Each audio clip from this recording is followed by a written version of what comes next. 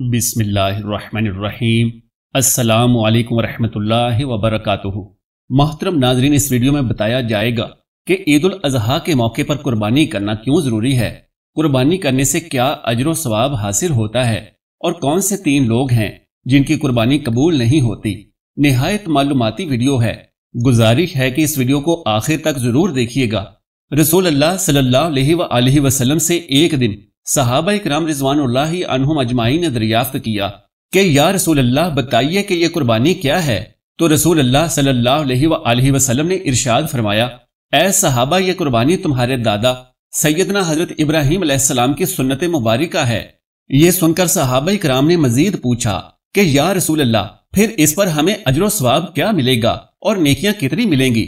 تب نبی کریم صلی اللہ علیہ وآلہ وسلم نے ارشاد فرمایا کہ جس جانور کی تم قربانی کرو گے اس جانور کے ہر ایک بال کے بدلے تمہیں ایک نیکی ملے گی۔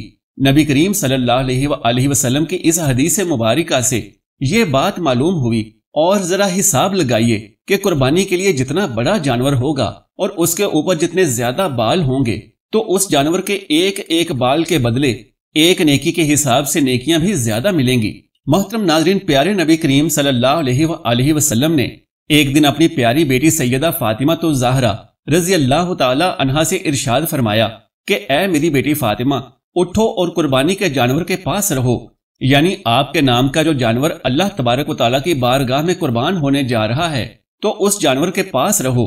یہ ارشاد سن کر سیدہ فاطمہ الزہرا نے وجہ دریافت کی کہ اے ابا حضور، اس میں کیا حکمت پوشیدہ ہے کہ میں اپنے جانور کے پاس رہوں؟ تو یہ سن کر نبی کریم صلی اللہ علیہ وآلہ وسلم نے فرمایا کہ اے بیٹی فاطمہ، اس لیے کہ اس جانور کے خون کا پہلا قطرہ زمین پر گرتے ہی اللہ تبارک و تعالیٰ تمہارے پچھلے تمام گناہوں کو مٹا دے گا۔ ناظرین کرام، اس حدیث مبارکہ کی 2 فضیلتیں علماء کرام نے بیان فرمائی ہیں۔ پہلی حکمت جو اس ارشاد سے معلوم ہوئی کہ نبی کریم صلی اللہ علیہ وآلہ وسلم خود کو اور اپنی اولاد کو اللہ تبارک و تعالیٰ کی بارگاہ میں انتہائی عاجزانہ انداز میں پیش کرتے ہیں، ورنہ سیدہ فاطمہ الزہرا تو وہ معصوم ہستی ہیں کہ جن کی ساری زندگی گناہوں سے پاک و مبرہ ہے، تو ان کے نامہ اعمال میں تو کوئی گناہ موجود ہی نہ تھے کہ جن کی معافی مقصود تھی، بلکہ یہ صرف اور صرف نبیوں کے سردار رحمت عالمین صلی اللہ علیہ وآلہ وسلم کی عاجزی کو ظاہر کرتی ہے۔ دوسری حکمت تب معلوم ہوئی جب سیدہ فاطمہ الزہرا رضی اللہ تعالی عنہا نے نبی کریم صلی اللہ علیہ وآلہ وسلم کا ارشاد مبارکہ سن کر دریافت کیا کہ یا رسول اللہ صلی اللہ علیہ وآلہ وسلم، کیا یہ فضیلت صرف ہم اہل بیت کے لیے ہے یا تمام امت مسلمہ کے لیے ہے؟ تب نبی کریم صلی اللہ علیہ وآلہ وسلم نے ارشاد فرمایا کہ یہ فضیلت اور یہ انعام پوری امت مسلمہ کے لیے ہے۔ سبحان اللہ! معلوم ہوا کہ جب کوئی شخص اللہ تبارک و تعالیٰ کی راہ میں جانور قربان کرتا ہے تو اس جانور کے جسم سے خون کا پہلا قطرہ جب زمین پر گرتا ہے تو اللہ تبارک و تعالیٰ اس قطرے کے ساتھ ہی اس شخص کے پچھلے تمام گناہوں کو مٹا دیتا ہے۔ پیارے نبی کریم صلی اللہ علیہ وآلہ وسلم نے ارشاد فرمایا کہ جو شخص استطاعت ہونے کے باوجود اور قربانی کی گنجائش ہونے کے باوجود بھی قربانی نہیں کرتا، مال بھی ہے، دولت بھی ہے، پیسہ بھی ہے اور سب کچھ ہے، پھر بھی اگر وہ قربانی نہیں کرتا تو وہ ہماری عیدگاہ میں نہ آئے۔ حضرت سیدنا امام جعفر صادق رضی اللہ تعالی عنہ لوگوں کو واعظ و نصیحت فرما رہے تھے، درس قرآن دے رہے تھے اور قربانی کی فضیلت اور قربانی کے مسائل بیان فرما رہے تھے۔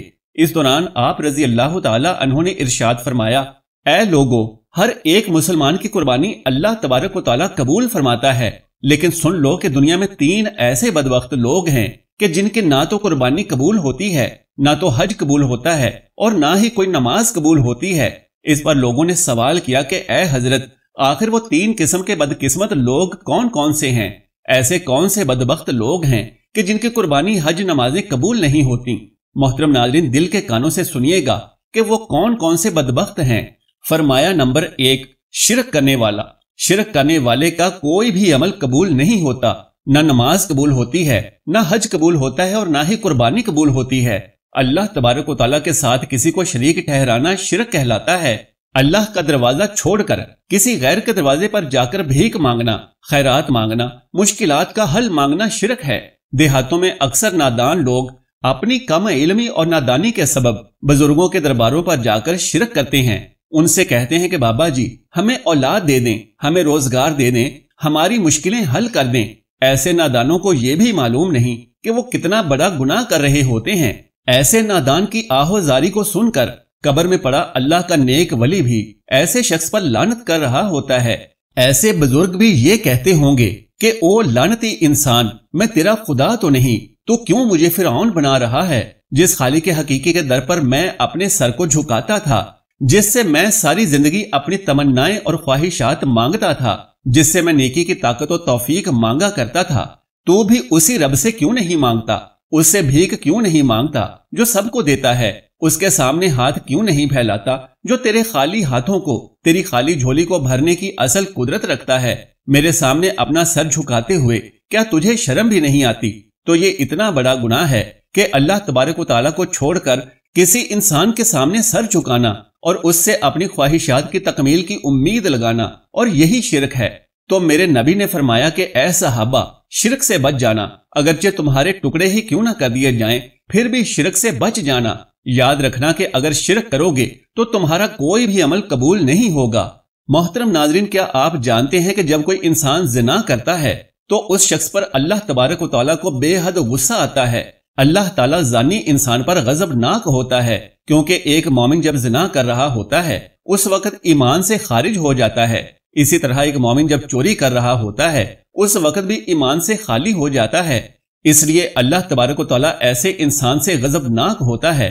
مومن جب جھوٹ بول رہا ہوتا ہے، جب سودی لین دین کر رہا ہوتا ہے، جب نماز ادا نہیں کر رہا ہوتا، تو ایسی صورتوں میں اللہ تبارک و تعالیٰ انسان پر غضبناک ہوتا ہے، لیکن اتنا نہیں ہوتا جتنا شرک کرنے والے پر ہوتا ہے۔ یہی وجہ ہے کہ علماء کرام فرماتے ہیں کہ اللہ جس کو چاہے بروز قیامت معاف فرما دے گا، لیکن شرک کرنے والے کا ٹھکانہ ہمیشہ ہمیشہ کے لیے جہنم میں ہی ہوگا۔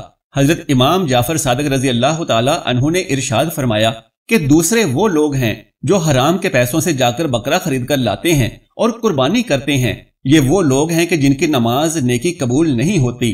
حرام اللہ کو بے حد ناپسند ہے، کیونکہ حرام پر ہمیشہ شیطان تھوکتا رہتا ہے۔ علماء کرام کہتے ہیں کہ کبھی اپنی اولاد کو حرام کا ایک لقمہ بھی نہ کھلانا، کیونکہ حرام کمائی سے کھائی گئی خوراک ان کی آنکھوں سے حیا کو چھین لے گی، شرم و حیا کو چھین کر تمہاری اولاد کو بے حیا بنا ڈالے گی۔ پوچھا گیا کہ حضرت تیسرے بدقسمت لوگ کون سے ہیں کہ جن کی قربانی قبول نہیں ہوتی؟ فرمایا کہ وہ سود کا کاروبار کرنے والے اور سودی لین دین کرنے والے لوگ ہیں کہ جن کی قربانی اللہ تبارک و تعالیٰ کی بارگاہ میں مقبول نہیں ہوتی۔ فرمایا ان تین لوگوں کے علاوہ سب کی قربانی قبول ہوتی ہے، خواہ وہ گناہ گار ہوں، بدکار ہوں، سیاہ کار ہوں۔ اگر وہ مسلمان ہوگا اور کلمہ پڑھنے والا ہوگا تو ہر ایک کی قربانی قبول ہو جاتی ہے، لیکن ان تین لوگوں کی قربانی قبول نہیں ہوتی تب تک جب تک یہ لوگ اللہ تبارک و تعالیٰ کے حضور پکی سچی توبہ نہیں کر لیتے اور اپنے ان گناہوں کو ہمیشہ کے لیے چھوڑ نہیں دیتے۔ اللہ تبارک و تعالیٰ سے دعا ہے کہ ہمیں اپنی رحمت اور کرم کے سائے میں رکھے اور ہمیں ایسے لوگوں میں کبھی شامل نہ فرمائے کہ جن پر اللہ کا غضب نازل ہوتا ہے۔ ہمیں نیک اور صالح اعمال سر انجام دینے کی توفیق مرحمت فرمائے اور تمام مسلمانوں کی قربانی کو قبول و منظور فرمائے جو اللہ کی بارگاہ میں قربانی کرنے کی نیت رکھتے ہیں، اور جو لوگ قربانی کے لیے استطاعت نہیں رکھتے تو اللہ تبارک و تعالیٰ انہیں بھی قربانی کی طاقت و توفیق مرحمت فرمائے۔ آمین یا رب العالمین۔ محترم ناظرین، درخواست ہے کہ میری آج کی اس معلوماتی ویڈیو کو لائک اور شیئر کر دیجئے اور میرے اسلامی و اصلاحی چینل کو سبسکرائب کر لیجئے۔ جزاک اللہ خیرن کثیرا۔ اللہ ہم سب کا حامی و ناصر ہو۔